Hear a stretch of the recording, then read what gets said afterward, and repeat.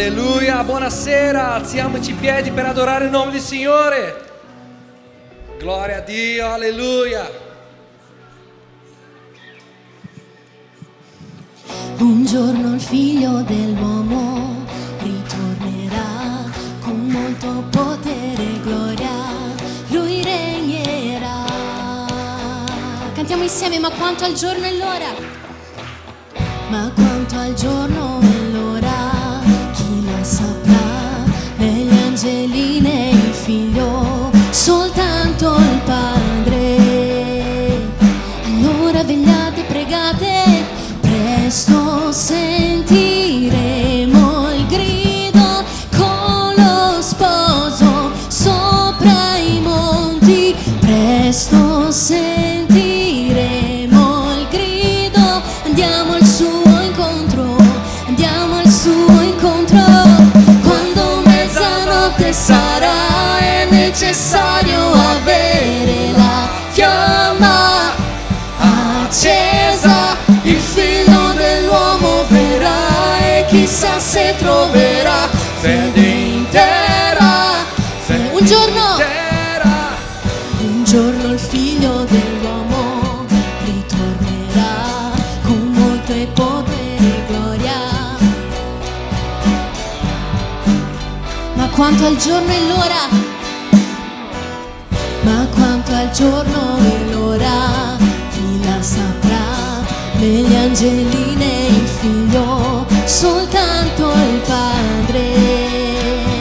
Allora vegliate, pregate, presto sentiremo il grido con lo sposo sopra i monti. Presto sentiremo il grido, andiamo al suo incontro, andiamo al suo incontro. Quando mezzanotte sarà, è necessario avere la fiamma accesa. Il figlio dell'uomo verrà e chissà se troverà fede intera. Cantiamo insieme, che la fiamma non si spenga. Che la fiamma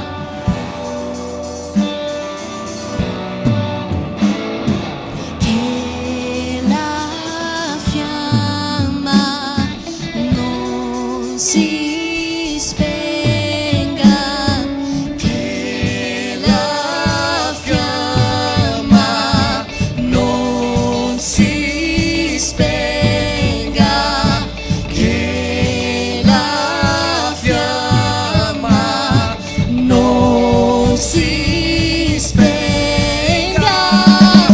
E l'olio non finirà, e l'olio non finirà, e l'olio non finirà, e l'olio non finirà, e l'olio non finirà, e l'olio non finirà, e l'olio non finirà. Quando mezzanotte sarà, è necessario avere la fiamma accesa. Il figlio dell'uomo verrà e chissà se troverà. Ancora una volta tutti insieme, che la fiamma non si spenga. Che la fiamma non. Dichiara questo.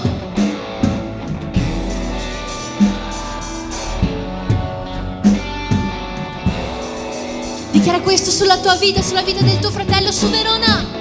Che la fiamma non si spenga, che la fiamma non si spenga.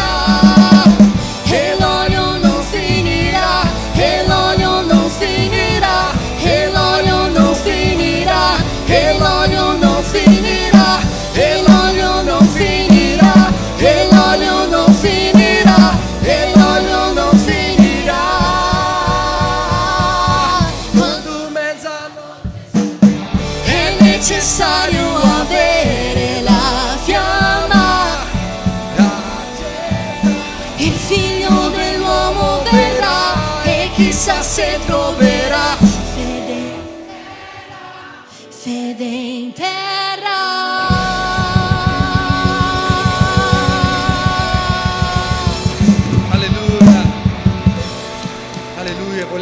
ringraziarti, Signore. Vogliamo darti grazia. Vogliamo adorare il tuo nome, Signore, perché la tua presenza è qui in questa sera e noi crediamo in questo, Padre. Noi crediamo in miracoli, noi crediamo nelle guarigioni, noi crediamo nella potenza del tuo nome, perché il tuo nome regna dentro i nostri cuori. Che il tuo spirito abbia libertà, che il tuo spirito abbia libertà in questa sera di agire dentro i nostri cuori, sì, Signore, e fai miracoli, oh Padre. Che tutta l'angoscia, tutta la tristezza, che ogni depressione venga uscire oggi da qui, nel nome del tuo Figlio amato Gesù Cristo. Che la potenza del tuo nome venga a essere su di noi e che il tuo nome venga a essere esaltato, glorificato nel nome di Gesù. Amen, Signore. Amen.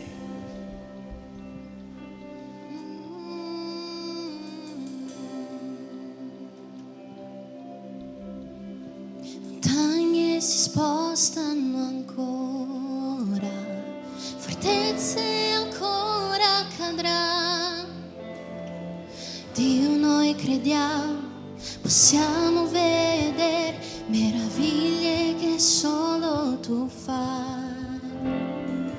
Morti ancora si alzano, noi vinceremo i giganti. Dio, noi crediamo. Iniziamo da capo, cantiamo di nuovo. Montagne ancora si spostano, montagne si spostano ancora, fortezze ancora cadranno. Dio, noi crediamo, possiamo vedere meraviglie che solo tu fai. Morti ancora si alzano e noi vinceremo i giganti.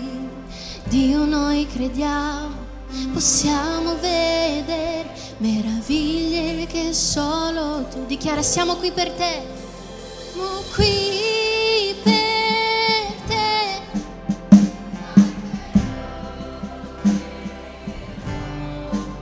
Siamo qui per te. Fai quello. Ti doniamo il cuore. Ti doniamo il cuore. Fai quello che vuoi. Ti muovi tra noi. Tu ti muovi. Muovi tra noi. Spirito Santo, ti muovi tra noi. Ti muovi tra noi. Morti ancora si alzano e noi vinceremo i giganti. Dio, noi crediamo, possiamo vedere meraviglie che solo tu fai. Siamo qui per te.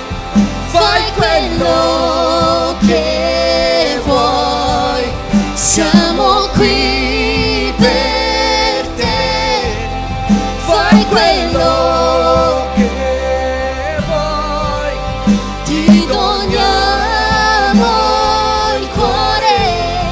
Fai quello che vuoi.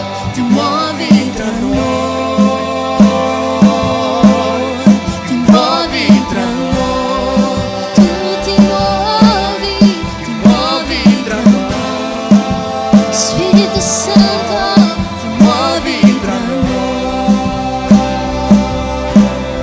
Ti muovi tra noi. Ti muovi tra noi. Ti muovi tra noi. Ti muovi tra noi. Gesù, credo ai miracoli quando ti muovi, in guarigioni quando arrivi. Credo ai miracoli quando ti muovi, in guarigioni.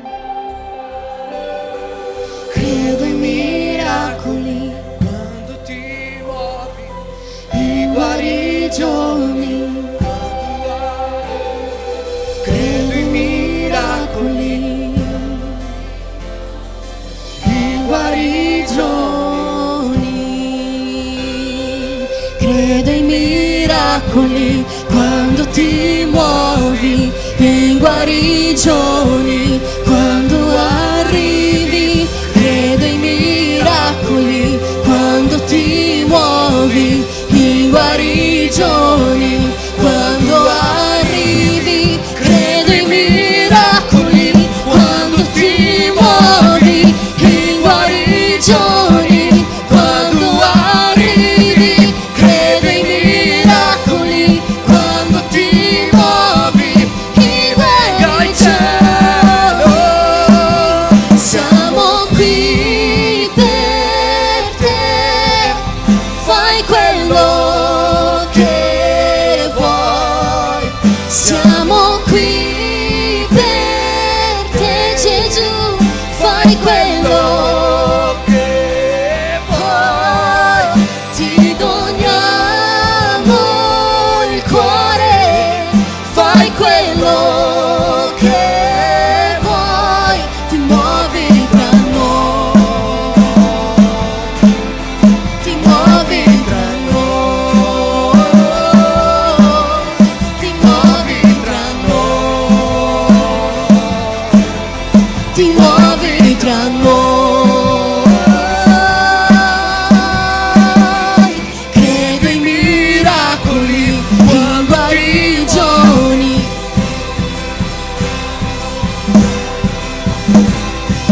credo in miracoli, in guarigioni,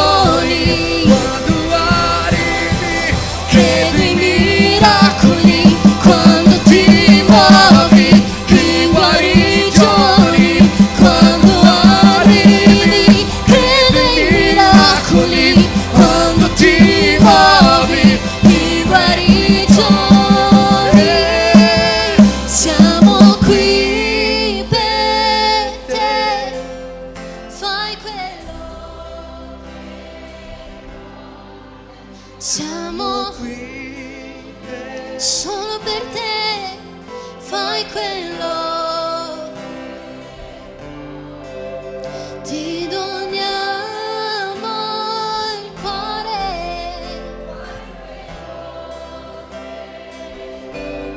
ti muovi tra noi, tu ti muovi, Spirito Santo, ti muovi tra noi, ti muovi. Voglio invitarti a ripetere con me: fai quello che vuoi. Puoi dirlo ad alta voce: fai quello che vuoi. Gesù, fai quello che vuoi. Spirito Santo, fai quello che vuoi. E non ciò che io voglio, non ciò che il mio corpo desidera. Fai ciò che tu vuoi. Spirito Santo, noi ti invitiamo a fare quello che tu vuoi, non quello che noi vogliamo, non quello che sono le nostre aspettative, i nostri desideri, i nostri sogni, perché noi vogliamo ciò che tu vuoi. Nel nome di Gesù, metti dentro di noi la tua volontà, metti dentro di noi ciò che tu vuoi per la nostra vita. Nel nome di Gesù, Signore, togli da noi tutto ciò che non proviene da te, ogni desiderio che non combacia, che non condice con la nostra vita cristiana, che non condice con ciò che tu ci hai chiamato ad essere. Fai quello che vuoi, fai quello che vuoi, perché soltanto quando tu fai quello che vuoi, miracoli arrivano, guarigioni iniziano ad accadere una dopo l'altra. Nel nome di Gesù noi dichiariamo: credo ai miracoli quando ti muovi. Dichiara più forte: credo ai miracoli, credo ai miracoli. Noi siamo una chiesa che crede nei miracoli. Credo ai miracoli, in guarigioni. Credo ai miracoli quando ti muovi, in guarigioni, quando arrivi.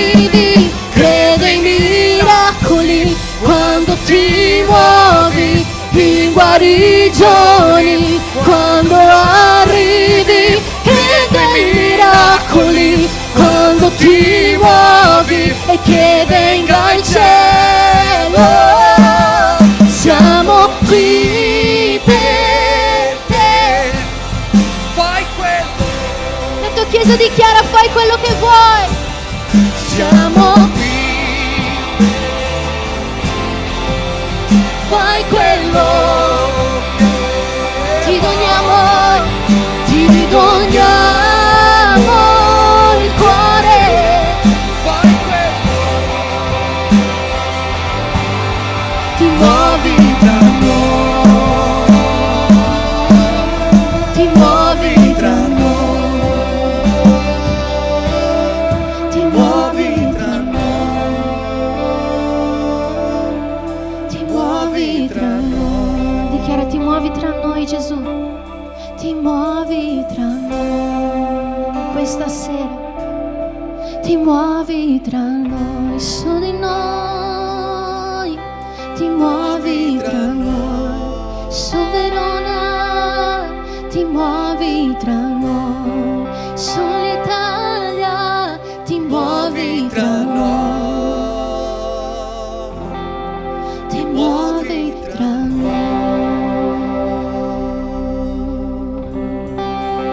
Spirito Santo, Spirito Santo.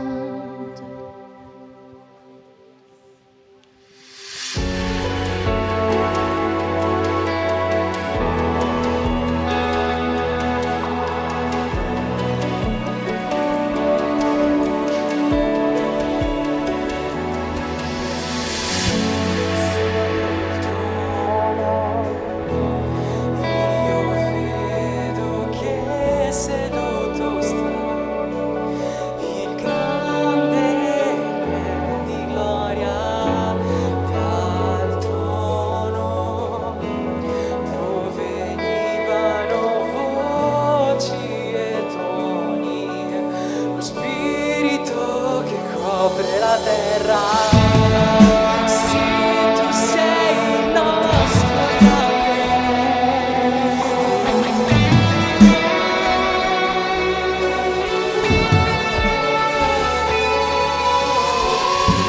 sul trono. Vedo che seduto sta il grande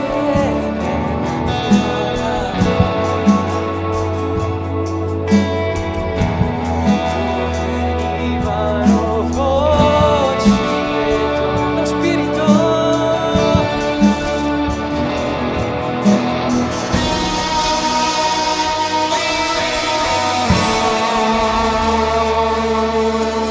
Lui che era e che verrà.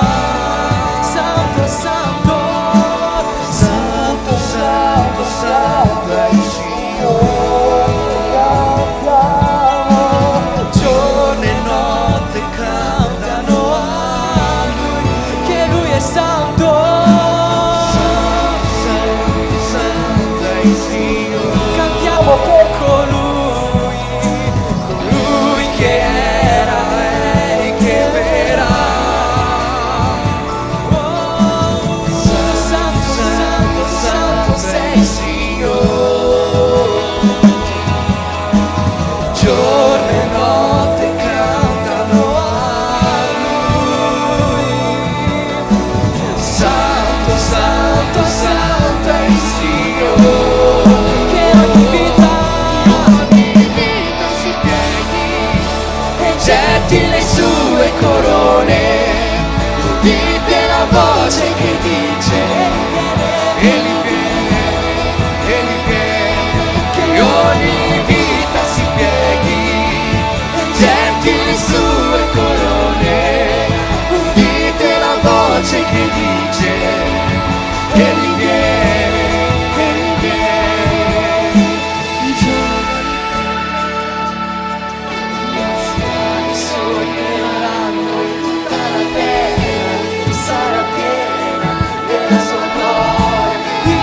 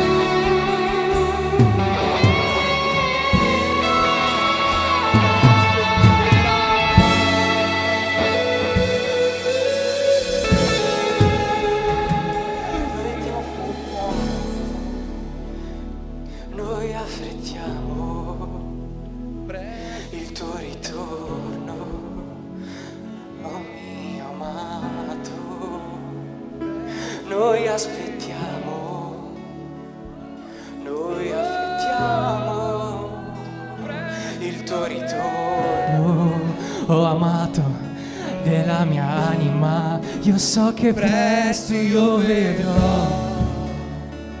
Sì,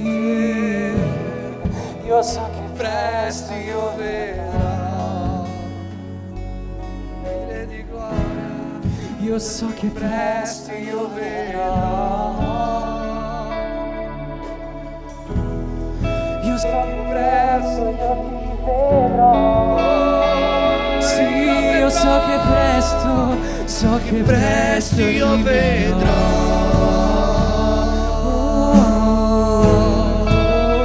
Presto io vedrò.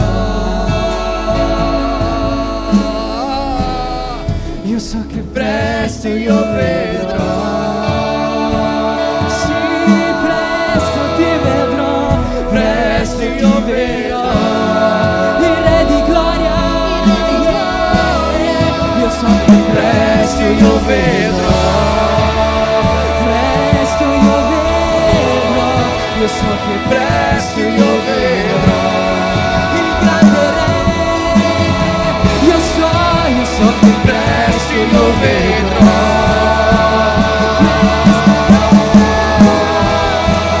Presto io vedrò.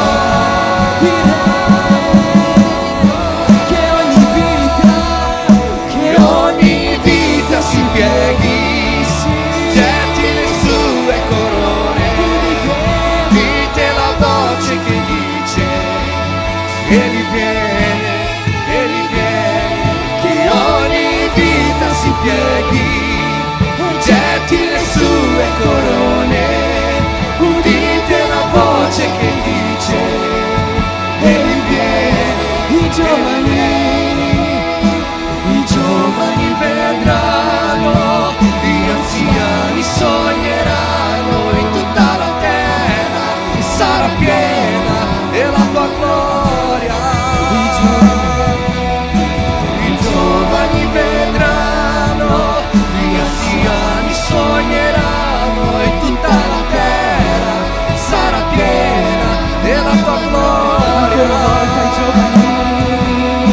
I giovani vedranno, gli anziani sogneranno, in tutta la terra sarà piena della tua gloria. Che ogni vita si pieghi, getti le sue corone, dite la voce che dice, egli viene, che ogni vita si pieghi, getti le sue corone, udite la voce che dice, egli viene, dichiariamo che il suo nome è il tuo nome è il più alto, il tuo nome è il più grande, il tuo nome è al di sopra di tutto, sopra i troni e i domini, governi e poteri, il tuo nome è al di sopra di tutto. il tuo nome è più alto, il tuo nome è più grande, il tuo nome è al di sopra di tutto. Sui troni e i domini, governi e i poteri, il tuo nome è al di sopra di tutto, e gli angeli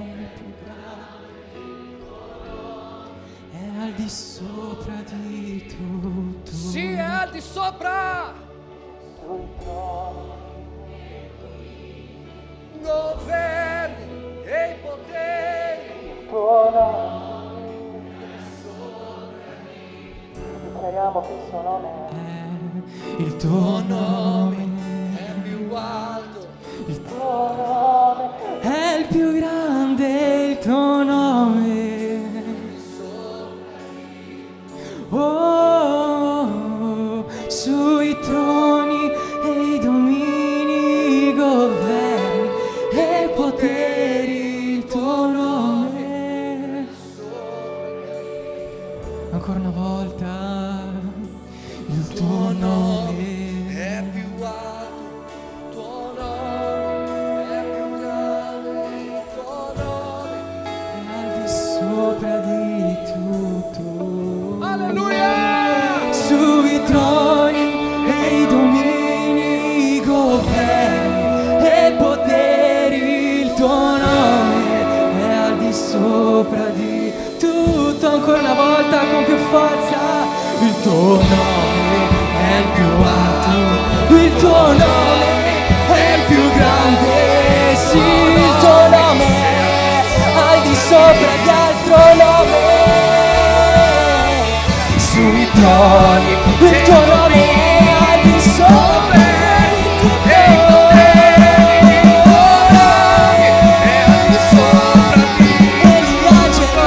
E gli angeli clamano, santo sei, tutta la creazione,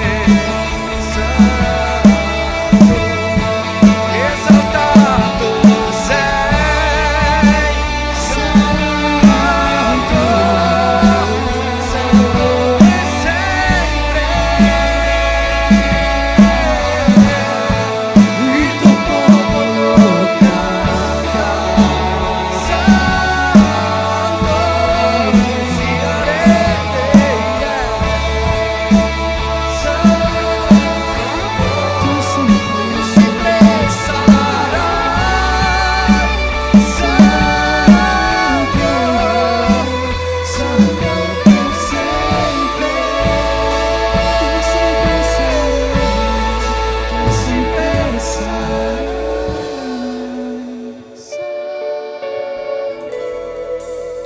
santo per tu sempre sarai, Tu sempre sarai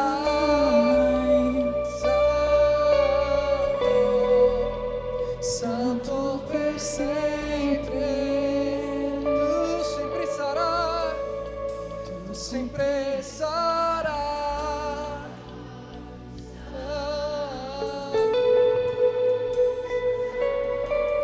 Alleluia, adora, adora, adora il nome del Signore.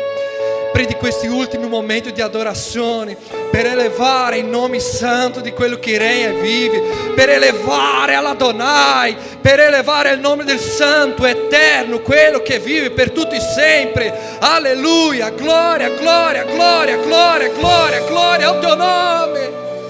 Gloria, gloria, gloria, gloria, gloria al tuo nome.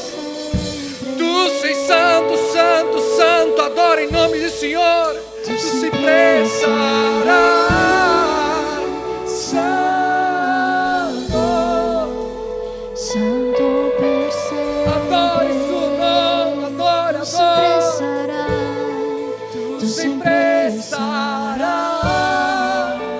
santo, santo per sempre. tu sei santo per sempre, santo e santo.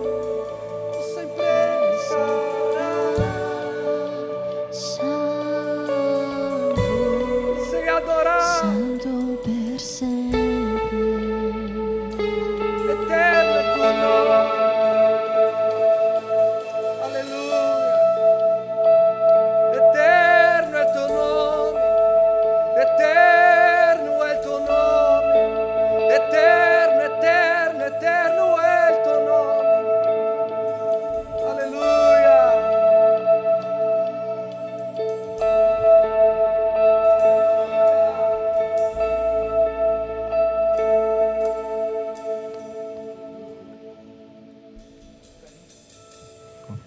Apocalisse 4. Attorno al trono c'erano 24 troni su cui stavano seduti 24 anziani, vestiti di veste bianche, con corone d'oro sul capo.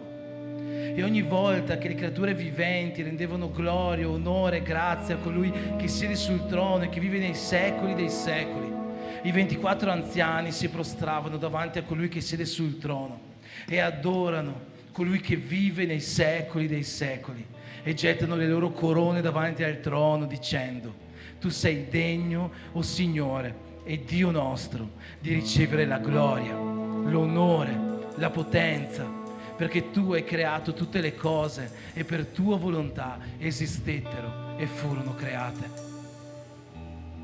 Filippesi 2: essendo trovato esteriormente come uomo, umiliò se stesso fino alla morte, la morte di croce. Per questo Dio lo ha sovranamente innalzato e gli ha dato un nome al di sopra di ogni altro nome, davanti al quale ogni ginocchio sulla terra, nei cieli e sottoterra si piega e ogni lingua confessa Gesù Cristo come Signore, alla gloria di Dio Padre. Lui è l'alfa, è l'omega, è il principio, è la fine, è il creatore di tutte le cose, è il primogenito della creazione di Dio. Lui è il nostro Signore e Salvatore e noi siamo qua questa sera per adorare il suo nome, innalzare il suo nome, dichiarare che Lui è santo, santo, santo. Santo sulla nostra vita, santo sulla nostra famiglia, santo sul nostro oggi e santo sul nostro domani. Lui è Signore sul nostro futuro, Lui è Signore sui nostri pensieri, sulle nostre azioni e le nostre opere e soprattutto Lui è Signore sui nostri cuori. E noi vogliamo dichiarare questo e io ti invito ancora una volta ad alzare la tua voce, Chiesa, e a dichiarare santo, santo, santo. Dichiara santo a Lui, esalta il suo nome, fallo con tutta la tua voce, ma soprattutto fallo con tutto il tuo cuore, perché Lui è Signore del nostro cuore. Alza la tua voce, alziamo un clamore a Dio dichiarando questo: tu sei santo Dio, tu sei santo Dio e noi siamo qua per adorarti. Tu sei santo Dio e noi siamo qua per ricevere la benedizione della tua presenza. Tu sei santo Dio e noi non saremo niente senza di te. Tu sei santo, santo, santo. Alziamo la nostra voce, cantiamo questo.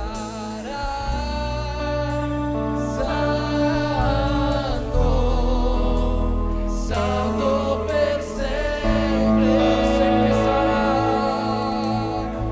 Santo per sempre.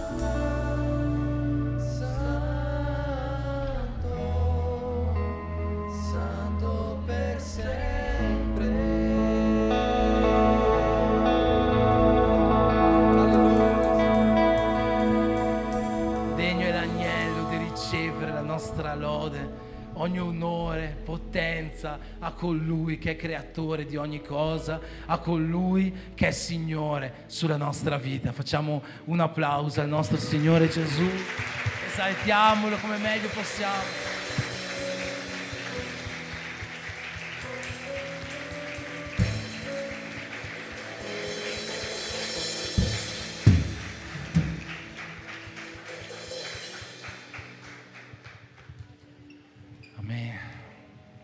Gloria a Dio. Lui è vivo, è presente qua in mezzo a noi, è reale, è il nostro Signore, l'amore della nostra vita, il nostro amato e noi siamo i Suoi amati. Gloria a Dio per questo. Vi chiedo di sedervi alcuni minuti. Daremo alcuni avvisi prima di proseguire con la liturgia del nostro adorarti, a cominciare dal primo avviso che è l'avviso di domani. Olè!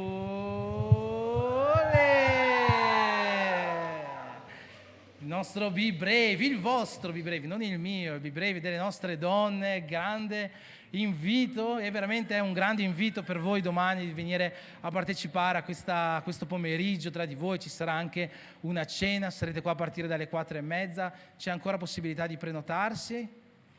Sì? C'è ancora possibilità di prenotarsi dal gruppo WhatsApp di voi donne, se no parlate con la pastora Andrea che vi farà prenotare per questo pomeriggio, per questa serata, perché poi avrete una cena qua insieme, sarà un tempo meraviglioso tra di voi.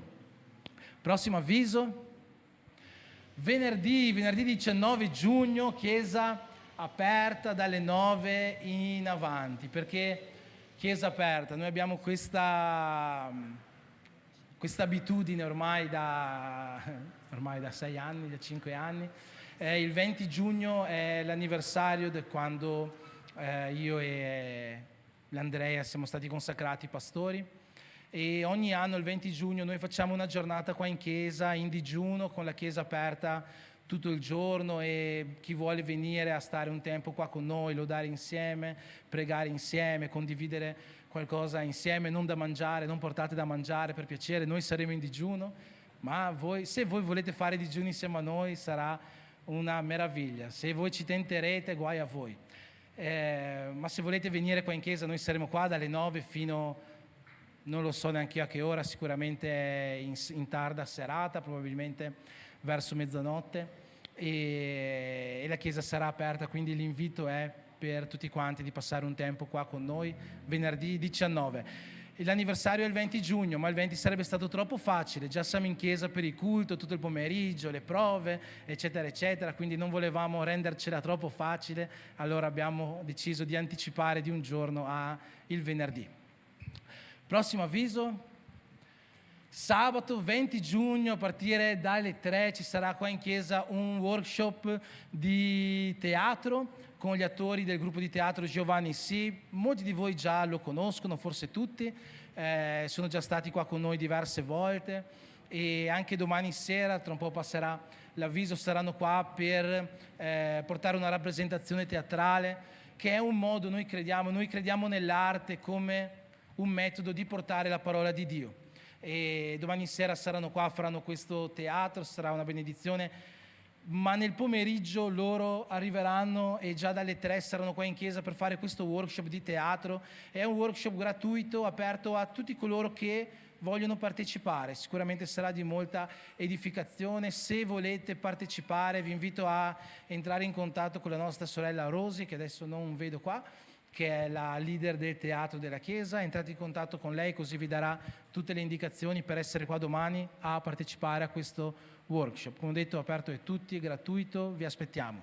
Prossimo avviso, e questo è il banner dello spettacolo, della rappresentazione teatrale che sarà fatta domani sera. Quindi domani il nostro adorarti sarà un po' diverso, perché ci sarà appunto questa rappresentazione di questo gruppo di teatro, la parola sarà predicata in questo modo.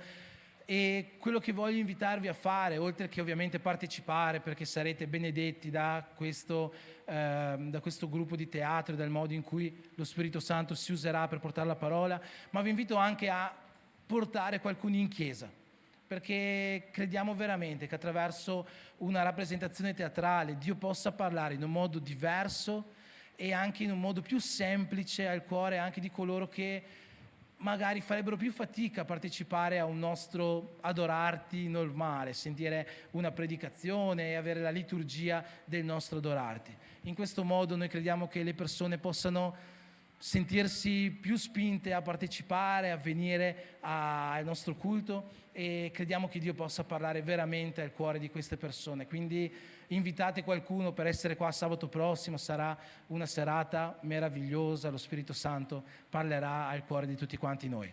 Amen? Amen? Quanti ne inviterete? Fate così con la mano? 5 vuol dire 5, ne inviterete 5, non ci stanno se tutti ne portiamo 5, qualcuno alzi un 3 per piacere. Va bene, sabato prossimo abbiamo questo. Abbiamo altri avvisi? No? Niente avvisi, allora vi chiedo di nuovo di alzarvi in piedi per piacere.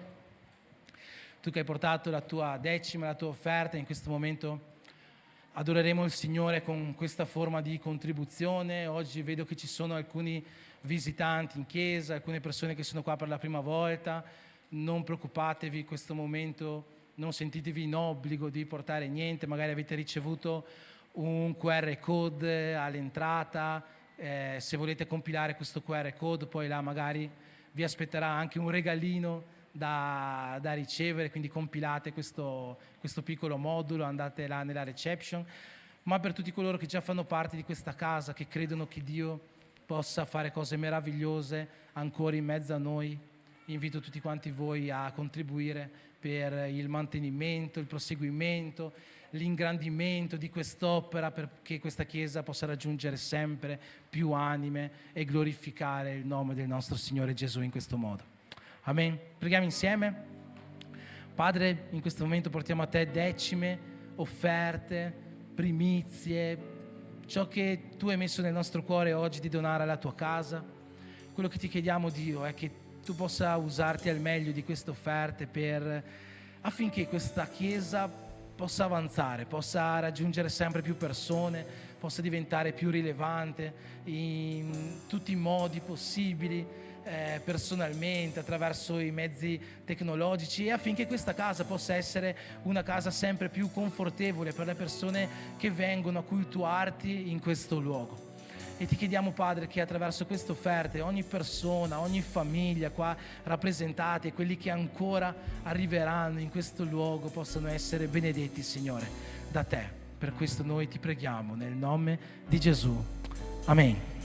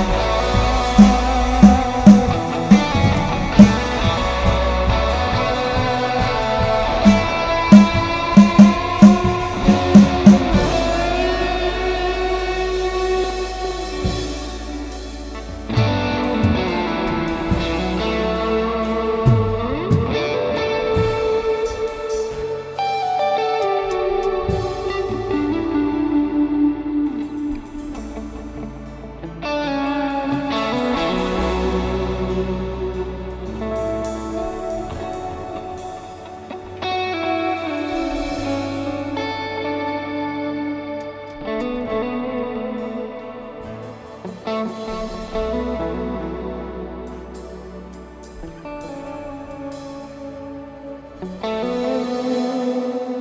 Signore Gesù, ti preghiamo in questo momento per la tua parola, affinché oggi possa arrivare alla tua Chiesa qualcosa che venga da te, qualcosa che possa toccare i nostri cuori, cambiare il nostro modo di vivere, farci camminare in novità di vita, così come tu vuoi. Per questo Dio ti chiedo di parlare tu, che non sia io, e attraverso questa parola di benedire la tua Chiesa. Per questo io ti prego, nel nome di Gesù. Amen. Amen. Leggerò alcuni versetti nella seconda lettera ai Corinzi, capitolo 5.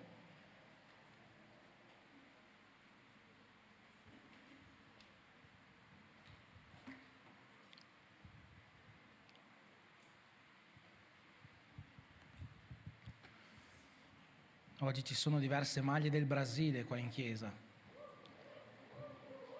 Questo vuol dire che per una volta usciremo dalla chiesa prima di mezzanotte. Oggi si dorme un'ora in più, è come che ci fosse l'ora legale. O qualcuno dormirà 2 o 3 ore in meno se guarda la partita, no? Ma purtroppo quest'anno ancora non è il mio caso. Forse tra 4 anni, dai. La settimana scorsa ho portato una parola per chi c'era. Chi c'era la settimana scorsa qua in chiesa? Le mani a metà sono della chiesa tiepida. La settimana scorsa ho portato una parola, come tema di fondo aveva il risveglio della chiesa. Penso che sia un tema importantissimo, fondamentale per noi cristiani. E in realtà, più che parlare di che cos'era il risveglio o di questo tema propriamente, ho parlato di che cosa impedisce il risveglio. E abbiamo focalizzato, abbiamo individuato 2 motivi principali per cui il risveglio sta ritardando. Il primo motivo è il peccato.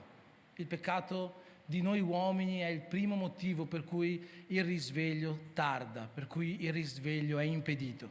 Il secondo motivo che abbiamo evidenziato è l'unità della Chiesa. Se vi ricordate, ho raccontato la storia di quello che è stato uno dei più grandi risvegli che la storia abbia mai conosciuto all'inizio del 1700, il grande risveglio dei Moravi, cominciato con un uomo di nome Zinzendorf. E questo Zinzendorf aveva inteso una cosa, che è impossibile anche solo pregare per il risveglio finché la Chiesa è divisa, finché il popolo di Dio è disunito.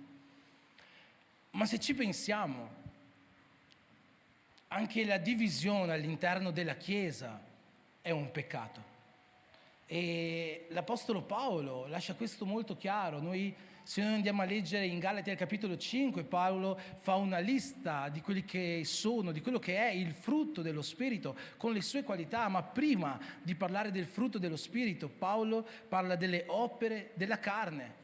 E in questa lista di opere della carne noi troviamo fornicazione, impurità, dissolutezze, idolatria, stregoneria, sette, ubriachezze, orge e altre cose simili. Ma oltre a queste cose, Paolo elenca anche tutta un'altra categoria di opere della carne: inimicizie, discordie, gelosie, contese, divisioni, invidie. Tutte queste sono opere della carne, tutti questi sono peccati.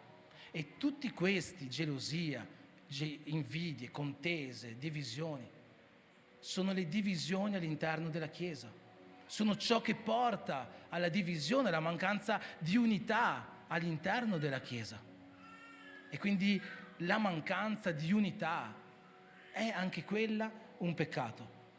E oggi voglio portare una parola che è collegata, che è una conseguenza o quantomeno un ampliamento della parola di sabato scorso.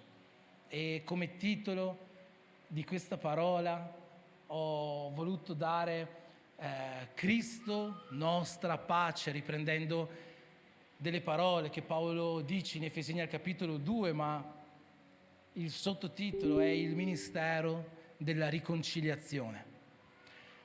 Nella seconda lettera ai Corinzi, come diceva il capitolo 5, leggerò alcuni versetti, se potete seguire dal proiettore. L'Apostolo Paolo dice questo: infatti l'amore di Dio ci costringe, perché siamo giunti a questa conclusione, che uno solo morì per tutti, quindi tutti morirono, e che egli morì per tutti affinché quelli che vivano non vivono più per se stessi, ma per colui che è morto e che è risuscitato per loro. Sono bellissime queste prime parole di questi 2 versetti. L'amore di Dio ci costringe, l'amore di Cristo, l'amore che Cristo ha per noi, quell'amore che ha dimostrato su quella croce, in qualche modo ci obbliga, ci porta a fare qualcosa. E Paolo dice: noi abbiamo inteso che Gesù è morto per tutti quanti noi, e quindi è come se anche noi fossimo morti, ma noi siamo vivi, e quindi quelli che vivono oggi, noi che viviamo oggi, non viviamo più per noi stessi, non dobbiamo vivere per noi stessi, ma dovremmo vivere, dovremmo essere costretti da questo amore, obbligati da questo amore, portati da questo amore di Cristo a vivere per Lui, per colui che è morto e che è risorto per noi. Versetto 18: e tutto questo viene da Dio. Abbiamo detto anche la settimana scorsa, la nostra riconciliazione non viene da noi, il ravvedimento non viene da noi, tutto viene da Lui, tutto è per Lui, tutto è per mezzo di Lui, e tutto questo viene da Dio, che ci ha riconciliati con sé per mezzo di Cristo e ci ha affidato il ministero della riconciliazione.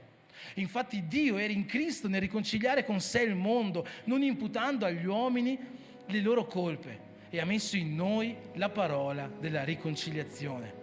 Noi dunque facciamo da ambasciatori per Cristo, come se Dio esortasse per mezzo nostro: vi supplichiamo nel nome di Cristo, siate riconciliati con Dio. Il ministero della riconciliazione. Che cos'è questa riconciliazione? Teologicamente la riconciliazione fa parte dei 4 step, dei 4 passi che sono serviti per portare alla nostra salvezza per mezzo del sacrificio di Gesù. Questi passi sono la sostituzione, la resurrezione, la riconciliazione e infine la redenzione. Ma tralasciando queste parti molto complicate, questi argomenti complicati, che cos'è nella pratica la riconciliazione? La storia della riconciliazione è la storia più conosciuta della Bibbia.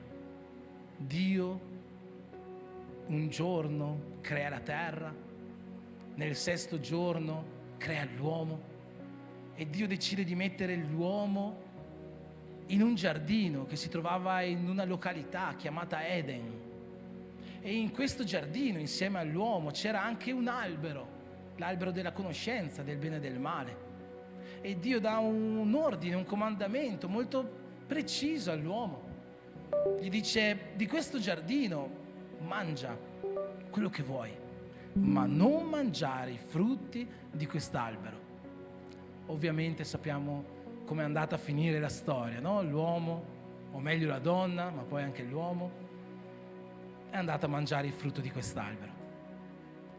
E da quel momento il peccato è entrato nel genere umano.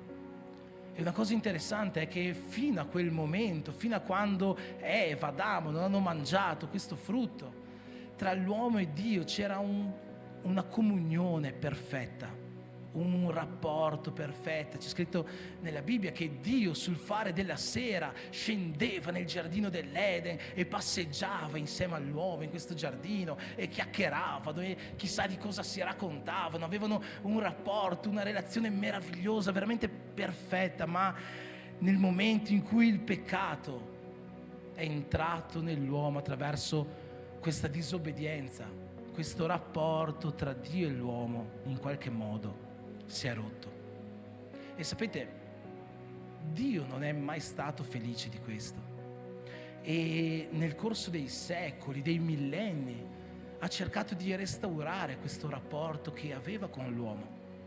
Soltanto che nel mondo spirituale esistono tanti principi e tante leggi spirituali. Una di queste leggi spirituali diceva così: il prezzo o il salario per il peccato è la morte. E quindi se l'uomo ha peccato, l'uomo è destinato a una morte eterna, a quello che noi chiamiamo l'inferno. E l'unico modo per soddisfare questo peccato è la morte. Ma quindi Dio, nella sua magnifica intelligenza, cosa ha pensato? Se basta che qualcuno muoia, facciamo così: prendiamo un animale, trasferiamo i peccati dell'uomo su questo animale e zac, uccidiamo l'animale, così l'uomo è salvo e l'animale paga il prezzo del peccato morendo. E questo è successo per anni, a partire da Mosè e poi nei secoli e nei secoli. Ma questo sistema di sacrifici aveva un grosso limite, quantomeno uno. Sentite il re Davide come descriveva questi sacrifici.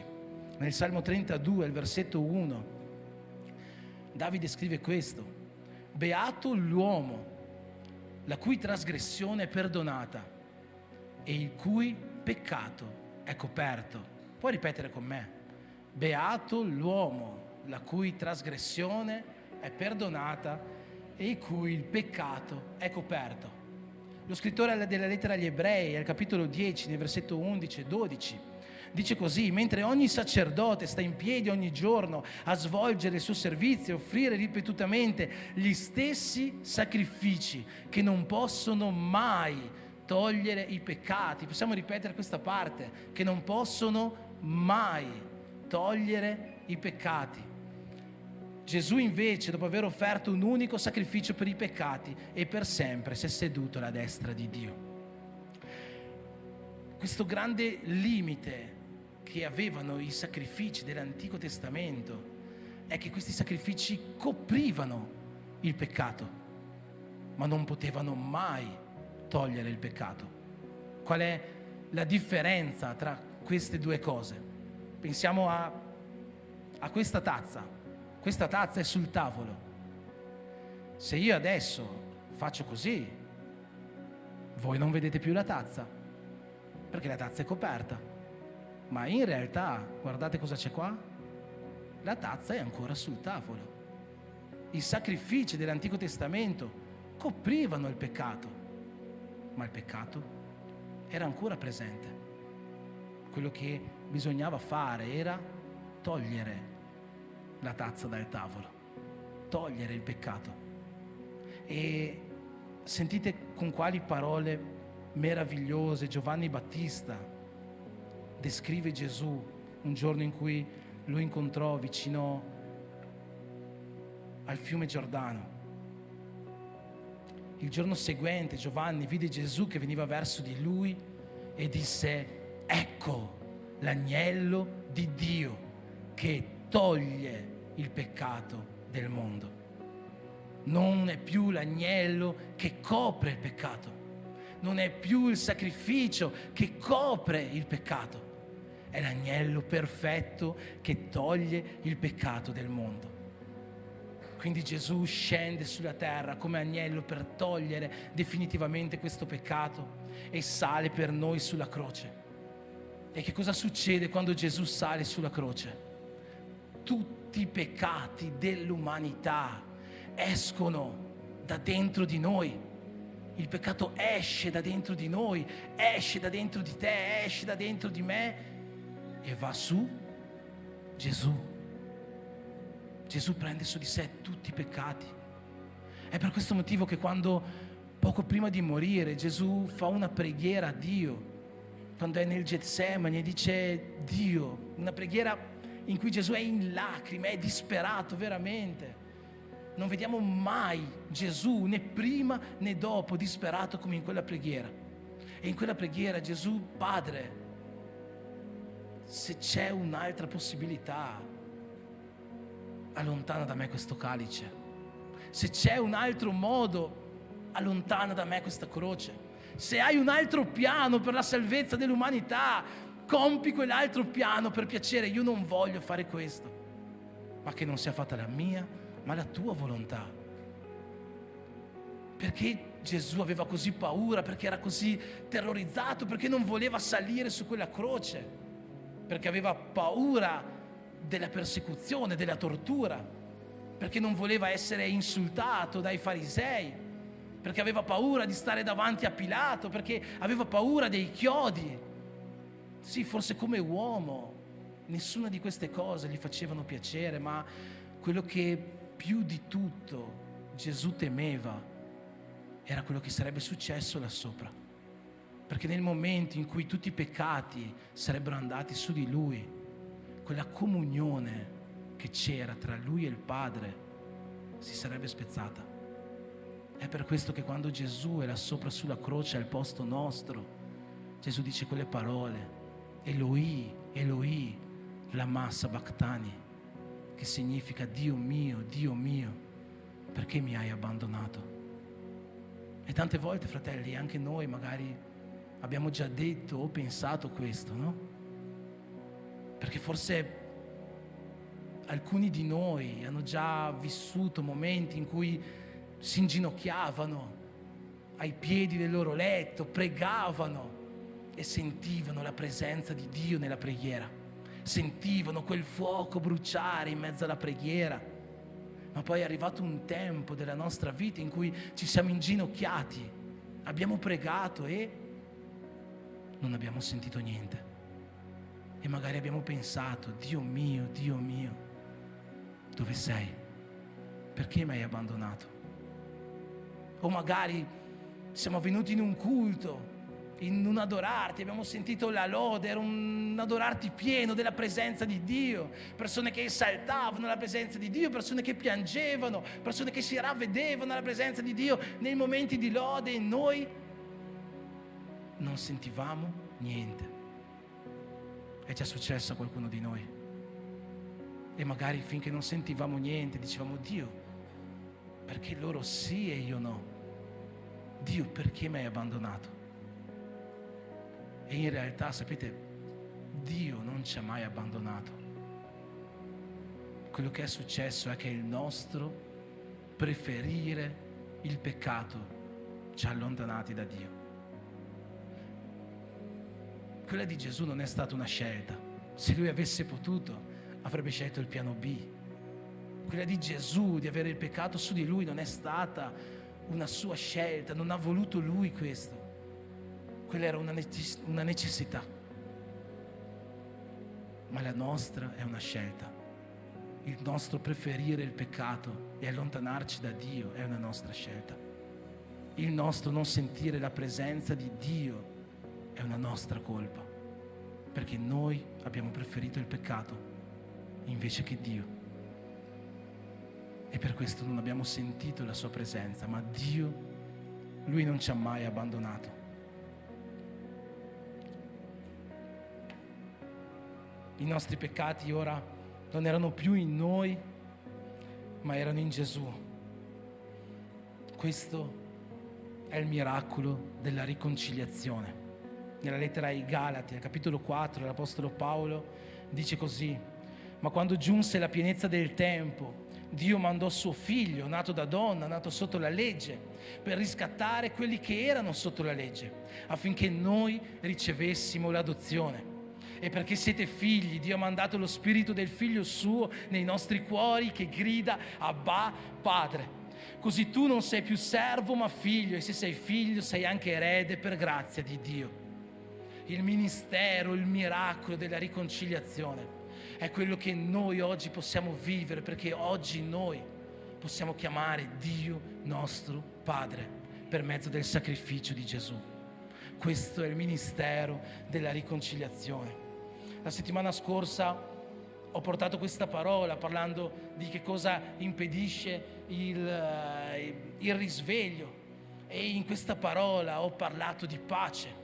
Ho preso quel versetto di Efesini 4:2 in cui l'Apostolo Paolo dice: sforzatevi di mantenere l'unità, di essere uniti per mezzo della pace. Sapete, la parola pace nella Bibbia, sia in greco che in aramaico lo sappiamo tutti, è la parola shalom. Abbiamo anche un in casa che si chiama shalom nella nostra chiesa. In greco la parola è Irene. Questa parola pace non significa, come spesso potremmo pensare, assenza di guerra o tranquillità. La parola pace significa unire, significa collegare insieme, significa portare armonia, significa riconciliare. Questo è il significato della parola pace. E Gesù, come abbiamo detto anche la settimana scorsa, è stato il più grande pacificatore, il più grande portatore di pace, perché Lui ha unito l'antico con il nuovo, ha unito il popolo di Israele con noi oggi che siamo qua in chiesa, ma soprattutto Gesù ha unito noi al Padre. Questa è la riconciliazione che viene per mezzo della pace. Questo è quello che Gesù ha fatto per noi. In Efesini al capitolo 2 c'è scritto: ma ora in Cristo Gesù, voi che allora eravate lontani siete stati avvicinati mediante il sangue di Cristo. Cristo infatti è la nostra pace. Versetto 18: perché per mezzo di Lui abbiamo gli uni e gli altri accesso al Padre in un medesimo spirito. Romani 5:1: abbiamo pace con Dio per mezzo del Signore Gesù Cristo. Quel giorno che Gesù è morto sulla croce per noi è avvenuto qualcosa di incredibile. C'è scritto nella Bibbia che il velo del Tempio, quel velo che separava il luogo santissimo dove c'era la presenza di Dio da tutto il resto del mondo, quel velo di separazione si è strappato dall'alto verso il basso, aprendo quella via che in ebrei viene chiamata una via nuova e vivente per mezzo del quale noi possiamo entrare alla presenza di Dio. Questa settimana ho visto un video su Instagram di una persona che diceva che il velo che si è rotto nel Tempio è qualcosa di meraviglioso, perché oggi noi possiamo pregare direttamente Dio. Però se ci pensiamo, non è totalmente corretto questo, perché nell'Antico Testamento noi troviamo tantissime persone che hanno pregato direttamente Dio. Ad esempio Anna, la mamma di Samuele, ha pregato direttamente Dio, e come lei molte altre. Molto spesso pensiamo che questo velo che si è rotto oggi ci permette di entrare direttamente alla presenza di Dio, ma anche questo nell'Antico Testamento avveniva. Se no Davide in quel salmo non avrebbe scritto: Dio ti prego non togliermi dalla tua presenza. Anche questo poteva avvenire. Allora che cosa significa questo velo del Tempio che si è rotto? Andrea ha predicato una parola 2 settimane fa parlando del figliol prodigo. Sappiamo la storia del figlio prodigo, no? Questo figlio che chiede al suo papà l'eredità e poi parte per il mondo sperperando nella bella vita tutti questi soldi finché non rimane senza niente. Un giorno, tornato in sé, decide di tornare alla casa del padre, pentito di quello che ha fatto, e ha pensato: io arriverò a casa da mio padre e gli dirò: padre, io non sono più degno di essere chiamato tuo figlio, trattami come uno dei tuoi servi. E il figlio ha percorso questa via verso casa, e quando era vicino alla casa il padre è uscito verso di lui, e il figlio era pronto con il suo discorso dicendo: papà, non sono più degno di essere chiamato tuo figlio, ma il padre lo ha fermato dicendo: figlio mio. Chiama i suoi servi e gli dice: questo è mio figlio che è ritornato in vita. Sapete, questo velo che si è strappato dall'alto verso il basso non è soltanto qualcosa che ci permette di pregare Dio, di stare alla sua presenza, quello già si poteva fare, ma questo velo è ciò che oggi ci permette di essere chiamati figli di Dio. Questo è il ministero della riconciliazione. Giovanni 1,12: ma a tutti coloro che lo hanno ricevuto ha dato il diritto di essere chiamati figli di Dio, cioè a coloro che hanno creduto nel suo nome. Questo è il miracolo della riconciliazione. Oggi io e te non siamo più servi siamo figli. Dio è nostro Padre e come nostro Padre Dio ci ama di un amore infinito. Questo è il miracolo della riconciliazione. Ma com'è possibile questo? Come può avvenire questa riconciliazione? Sì, dobbiamo essere pentiti. Sì, dobbiamo tornare alla casa del... Deve succedere qualcos'altro, sapete? Deve esserci un altro fattore affinché questa riconciliazione avvenga. Nel regno dei cieli, in Dio, sapete, esiste una forza che spesso è poco presa in considerazione, ma che è la forza più grande di tutte. Perché quando noi pensiamo alla potenza di Dio, noi pensiamo al Dio che crea l'universo. Noi pensiamo al Dio che apre il mare rosso. Noi pensiamo al Dio che dà vita ai morti e che fa rialzare il paralitico. Ma in un episodio della Bibbia noi vediamo qual è la grande potenza di Dio. È un episodio dell'Antico Testamento che cito spesso, in cui il popolo di Israele sta per entrare nella terra promessa. Mosè manda 12 esploratori all'interno di questa terra per vedere com'è la terra, se è una terra buona, se era come era stato profetizzato. E i 12 esploratori entrano nella terra promessa e quando fanno ritorno 10 di loro danno una bruttissima notizia dicendo: questa terra c'ha i giganti, non entriamo in questa terra, ci distruggeranno. E sentendo queste notizie tutto il popolo si ribella a Mosè, comincia a lamentarsi, comincia a dire torniamo in Egitto. E Dio si arrabbia tantissimo con il popolo di Israele, ma è in questo momento che Mosè innalza una preghiera a Dio. In Numeri 14-17 troviamo questa preghiera. Mosè prega a Dio dicendo così: ora si mostri, ti prego, la potenza del Signore nella sua grandezza. Versetto 19: perdona, ti prego, l'iniquità di questo popolo secondo la grandezza della tua bontà, come hai perdonato questo popolo dall'Egitto fino qua. Qual è questa grande potenza? Qual è questa grande forza? Qual è questa grande potenza nella grandezza di Dio? Non è il Mar Rosso che si apre o l'universo che si forma, è il perdono di Dio. Il perdono di Dio è la più grande potenza che a noi quantomeno deve importare. Che a noi deve importare.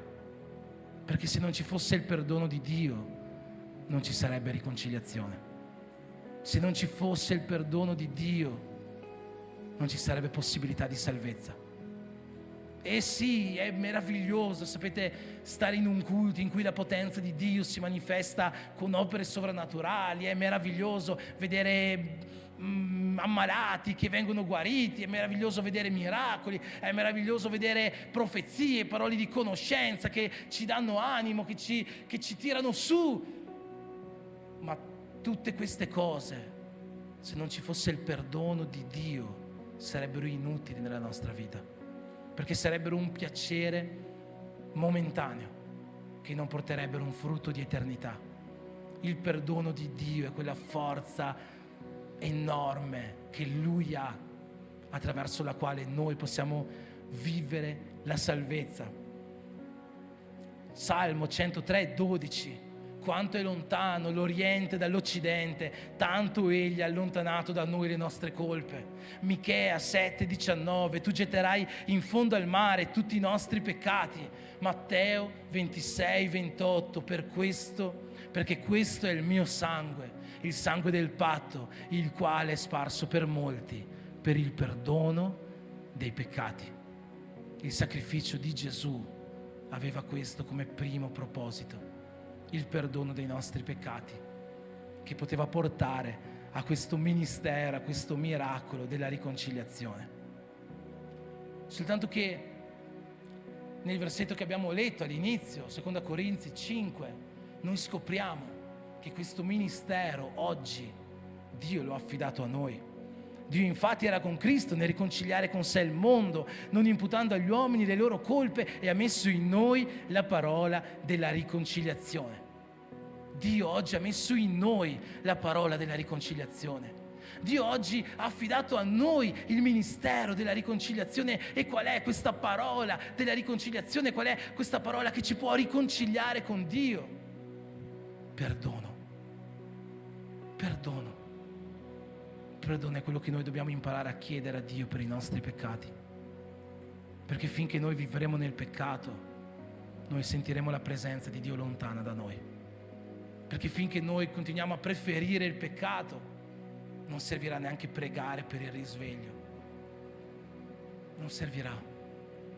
Ma non è soltanto il perdono che noi possiamo e dobbiamo chiedere a Dio.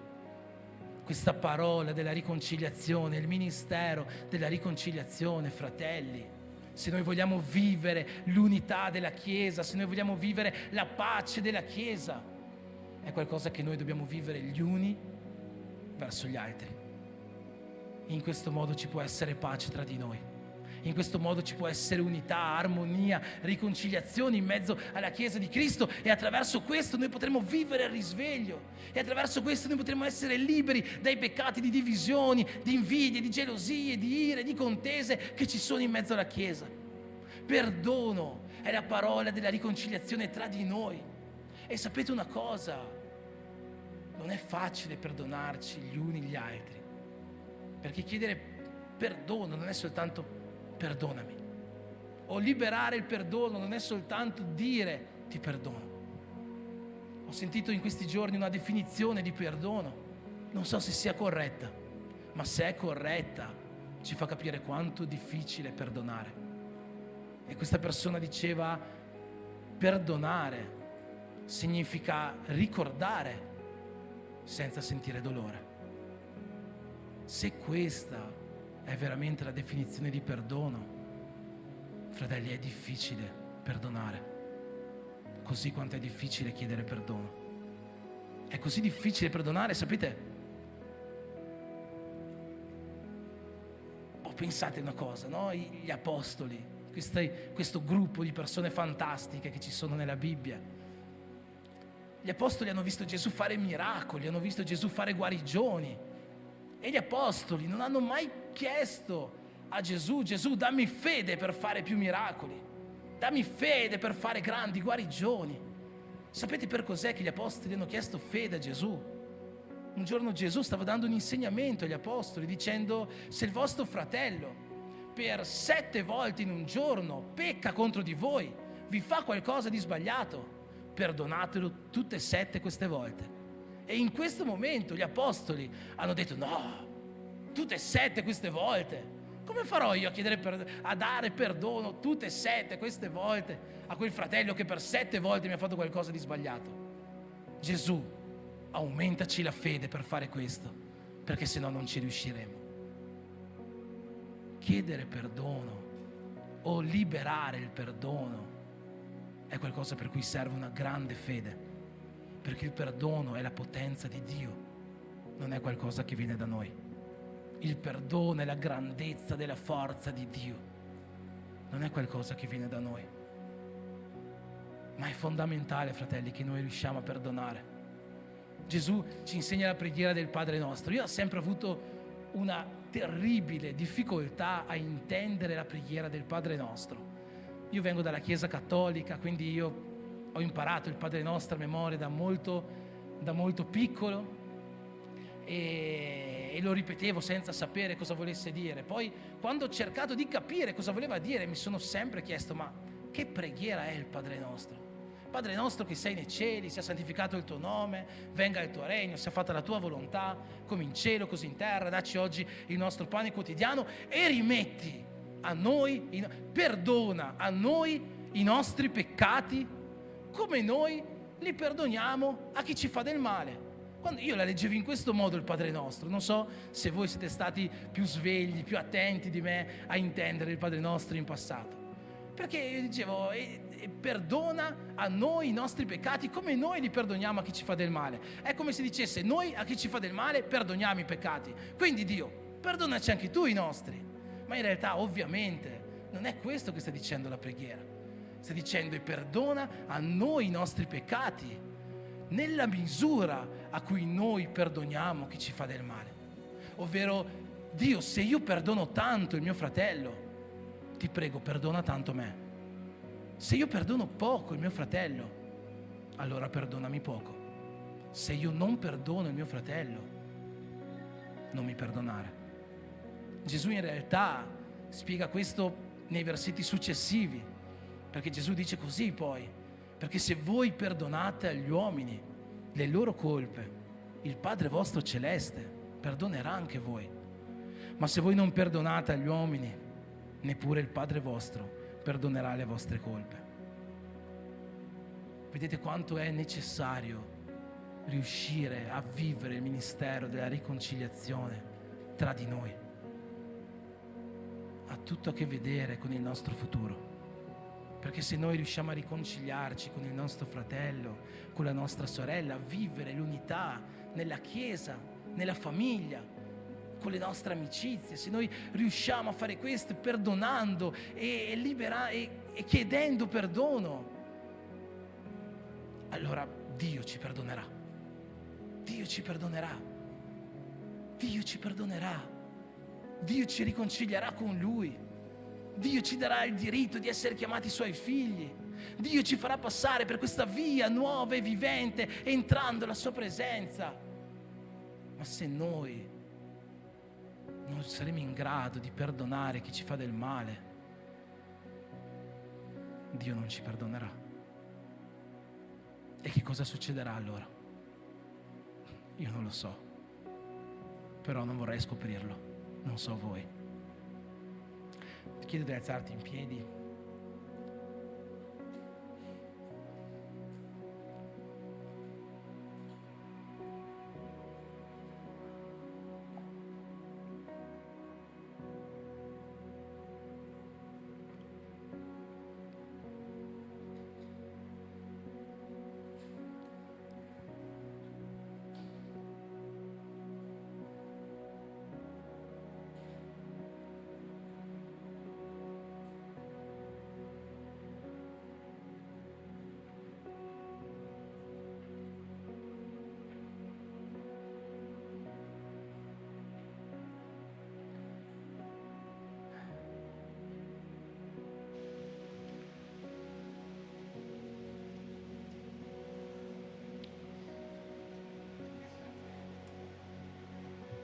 Chiesa Big Church e visitanti, quanti vogliono vivere il risveglio?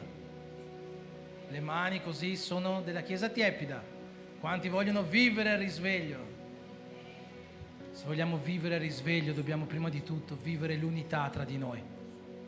E non c'è modo di vivere l'unità tra di noi senza il perdono. Finché ci sono divisioni, contese, ire, lotte, invidie, gelosie in mezzo alla Chiesa di Cristo, in mezzo a noi, Chiesa Big Church, in mezzo alla Chiesa universale, in mezzo a dove 2 o 3 sono uniti nel nome di Gesù. Non c'è modo. Io non voglio chiedere adesso vai a riconciliarti con il tuo fratello, esci dal tuo posto, fai no. Sarebbe molto difficile, ci vorrebbe una doppia fede per fare questo. Ma sicuramente penso che più di me lo Spirito Santo sarebbe felice se questa sera, prima di accendere la partita del Brasile, o domani mattina, dopo averti asciugato le lacrime per il gol del Marocco,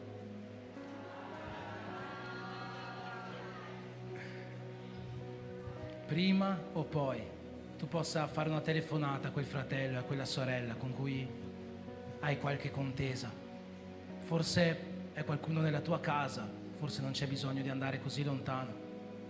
Forse è qualcuno per cui bisogna prendere il telefono in mano, forse è qualcuno che puoi raggiungere con un po' di strada in macchina, forse è qualcuno dall'altra parte del mondo. Ma dovunque sia questa persona, cerca di vivere quello che Gesù per primo ha vissuto per noi. Perdona, perdona e chiedi perdono a chi devi chiedere perdono.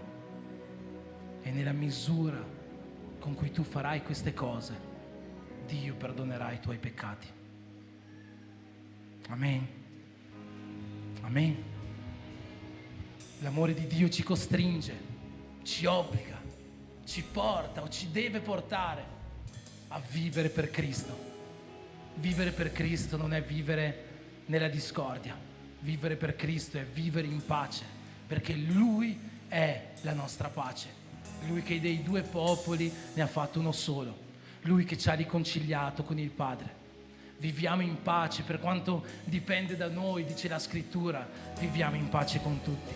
Che possiamo avere questo sentimento reciproco di perdono gli uni verso gli altri e essere così pienamente riconciliati con Dio e vivere le benedizioni meravigliose che il risveglio di Dio porterà su questa terra. Amen. Cantiamo insieme, lodiamo il Signore, alziamo a Lui la nostra voce e la nostra adorazione.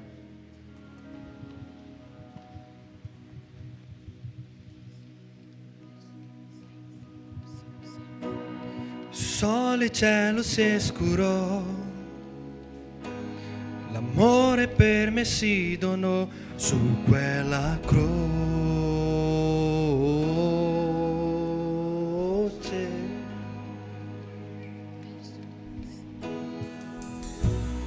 La morte non comprese come Lui riuscì a vincere su quella croce.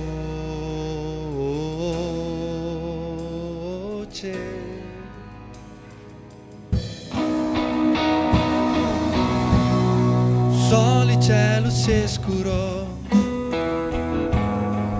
l'amore per me si donò su quella croce.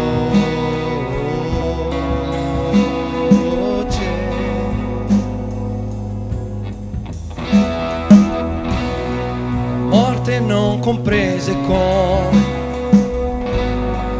Lui riuscì a vincere su quella croce.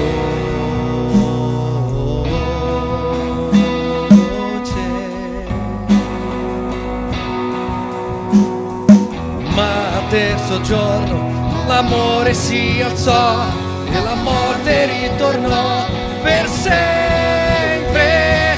Siamo riuniti con le mani alzate in cielo, cantiamo alleluia. Ma al terzo giorno l'amore si alzò e la morte ritornò per sempre. Siamo riuniti con le mani alzate in cielo, cantiamo alleluia.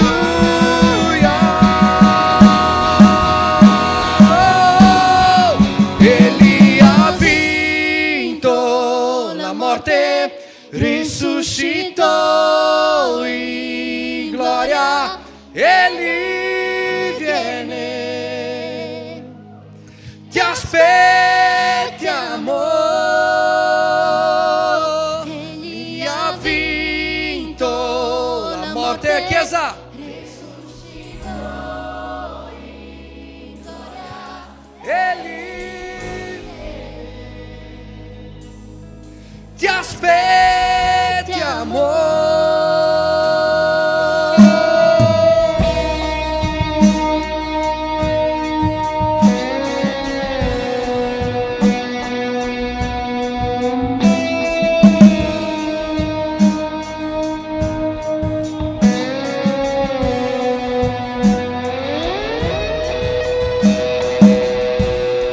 Sole e cielo si scurò,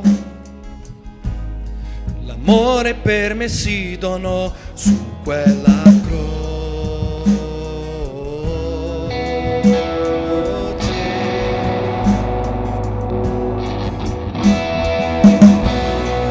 Morte non comprese come Lui riuscì a vincere su quella croce.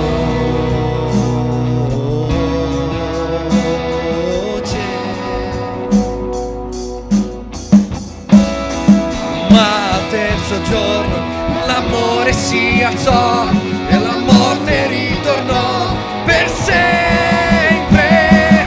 Siamo riuniti con le mani alzate in cielo, cantiamo alleluia. Ma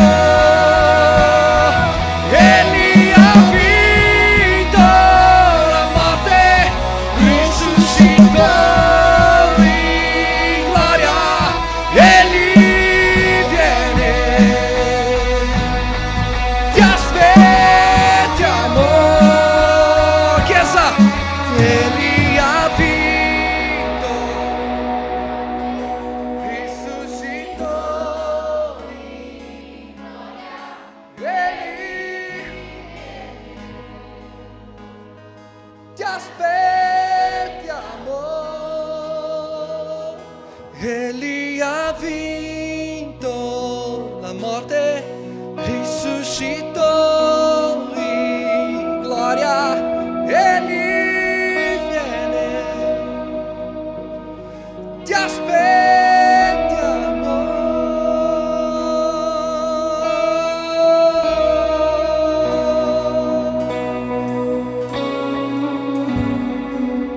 Signore Gesù, qua c'è la Chiesa, i tuoi figli, coloro che si sono riconciliati con il Padre e che giorno dopo giorno ricercano nuovamente la riconciliazione, il perdono dei peccati. Vieni presto, Signore, vieni presto da noi, vieni presto con la tua gloria, con la tua presenza, vieni presto a prendere la tua Chiesa, vieni presto, Signore. Noi siamo qua pronti a tornare tra le braccia del Padre. Nel nome di Gesù, Signore, che la tua Chiesa possa essere una Chiesa unita, una Chiesa viva, una Chiesa che ti aspetta, una Chiesa che vive per te, perché tu sei morto per noi e oggi noi vogliamo vivere per te. Per questo ti preghiamo, Signore, scendi su di noi, nel nome di Gesù, nel nome di Gesù. Amen.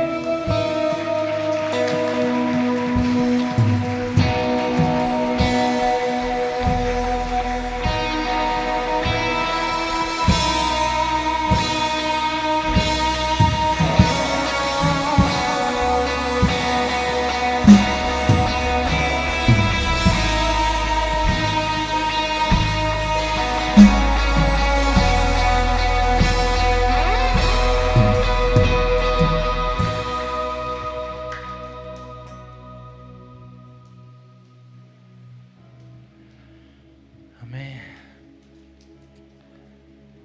Abbiamo finito presto oggi, in rispetto ai nostri fratelli brasiliani. Avevo detto che avrei predicato per 4 ore, ma Se volete possiamo proseguire. Possiamo accendere le luci e andiamo verso la fine del nostro adorarti. Dobbiamo festeggiare i compleanni di questa settimana, quindi invito tutti coloro che hanno compiuto gli anni in questa settimana a venire qua per pregare insieme. Vieni João, per piacere.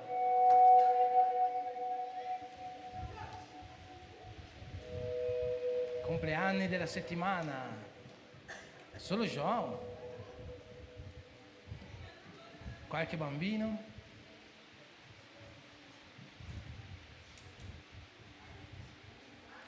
Solo João? C'è qualcun altro che ha fatto gli anni questa settimana? Ah, c'è Fabio, c'era Fabio, sì. Angela. È vero, mamma mia. No, ma è vero. Avevamo avvisato che sarebbe arrivato questo giorno. Qualcun altro che ha compiuto gli anni? Aumir forse?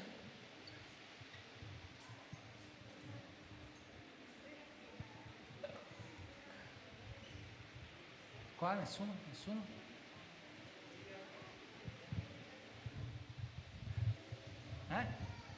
Mattia?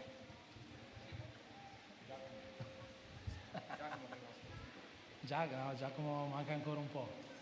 C'è qualche bambino che deve venire, no? No? Niente? Ok, perfetto. Allora possiamo stendere le nostre mani verso i nostri fratelli. Ci alziamo in piedi, dai, che dopo finiremo il nostro adorarti, ricevere una benedizione. Alziamoci in piedi per benedire la vita dei nostri fratelli, João, Angela, questo nuovo anno che Dio ha già preparato davanti a loro.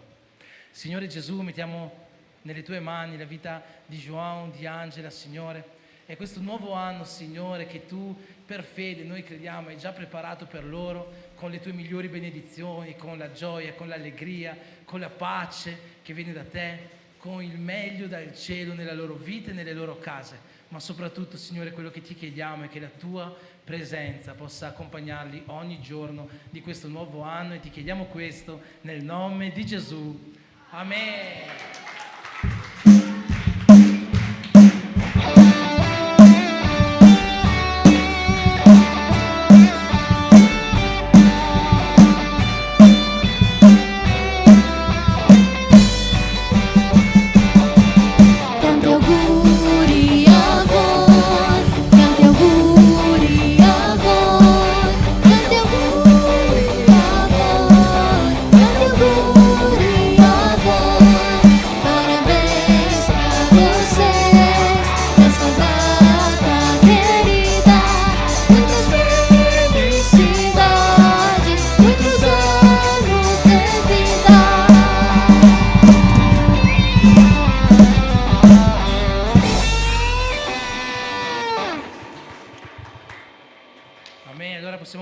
Con le nostre mani, chiedendo a Dio che anche sulle nostre vite, sulle nostre famiglie, questa stessa allegria, questa stessa gioia, questa stessa pace e questa stessa presenza possano riempire la nostra settimana.